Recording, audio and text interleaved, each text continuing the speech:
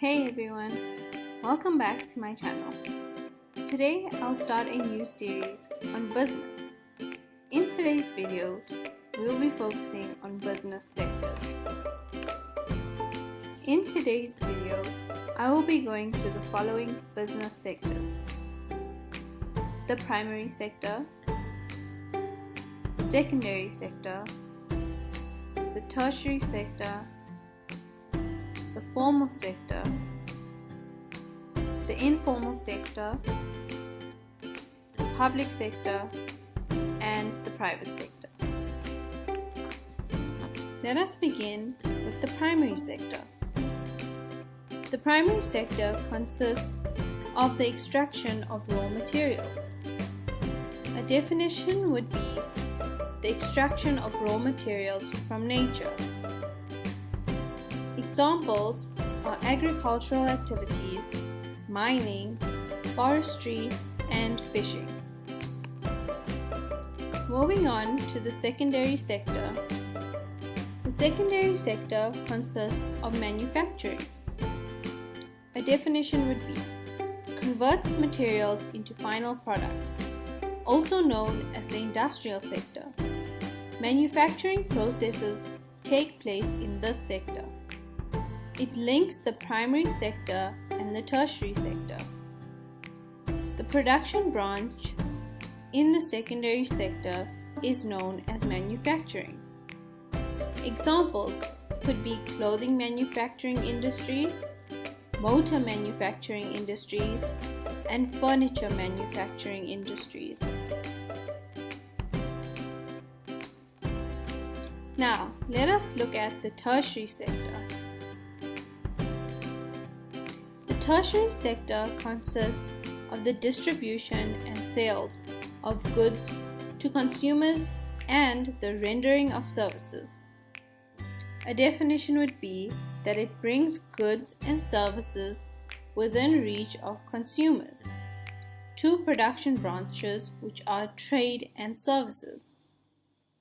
Examples are trade, which is retail and wholesale, services, which could be insurance, hotel and tourism, as well as financial services. Now, on to the formal sector. Registered businesses are part of the formal sector.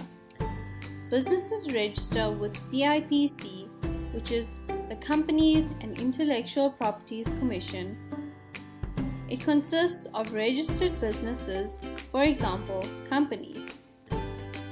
Businesses in the formal sector are registered for tax. It's also known as the primary economy because most goods are supplied by the formal sector.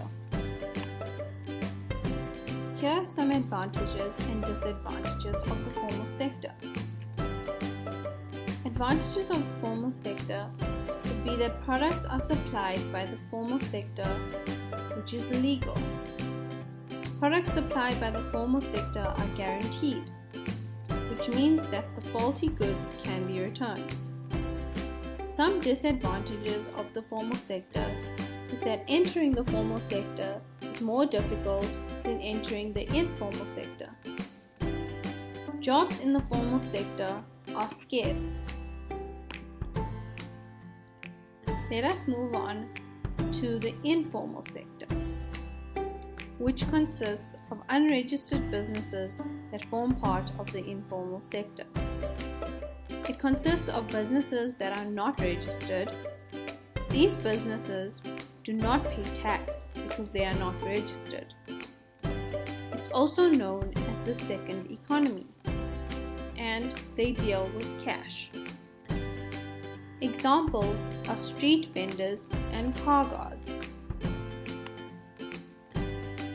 Let us look at some advantages of the informal sector. It is easy to enter the informal sector.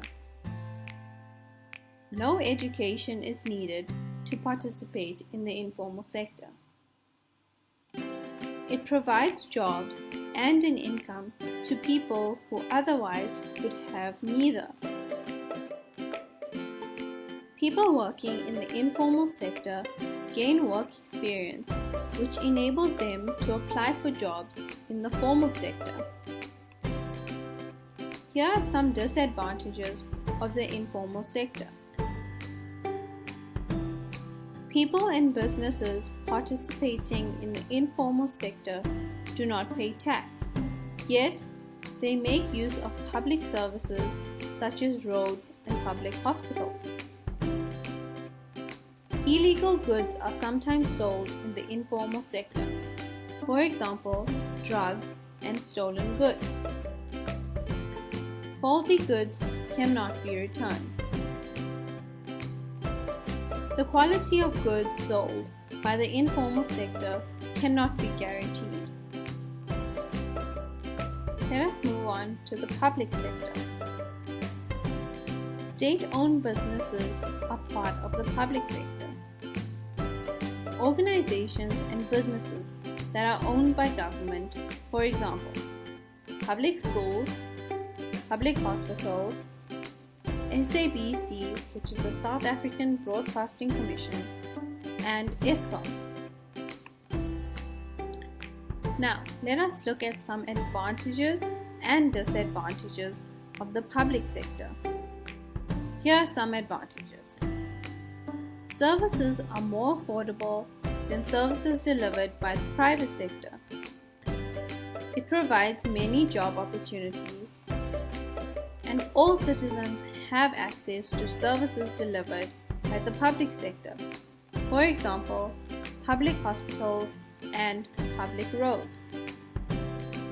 Here are some disadvantages.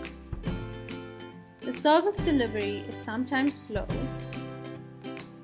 and the remuneration paid is usually lower than remuneration paid in the private sector. The last sector for this video would be the private sector.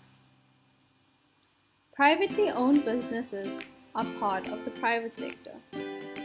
It includes all businesses that are owned by private persons, for example, sole proprietorships, partnerships, private companies, and public companies. It forms part of the formal sector. Let us look at some advantages and disadvantages of the private sector. Some advantages is that it creates job opportunities, it enables business owners to create wealth, and salaries offered by the private sector are usually more competitive than salaries offered by the public sector. Disadvantages of the private sector would be there's less job security and that it offers more variety than the public sector. There is more pressure on employees to perform well, and it is a very competitive environment. That is the end of the video for today. Thank you so much for joining in and watching.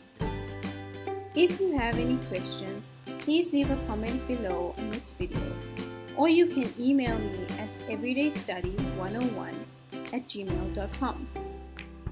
Credits for this presentation goes to Slidesgo.